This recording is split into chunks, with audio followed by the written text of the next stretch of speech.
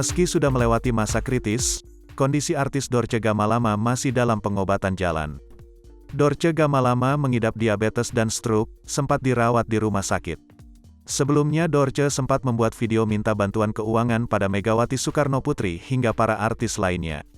Sejak beberapa waktu belakangan ini, Dorce lebih banyak terbaring mengidap dan menjalani perawatan di rumah sakit karena diabetes dan stroke.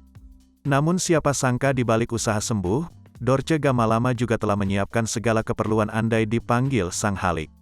Tak hanya itu, dia juga sudah memberikan wasiat untuk anak-anaknya.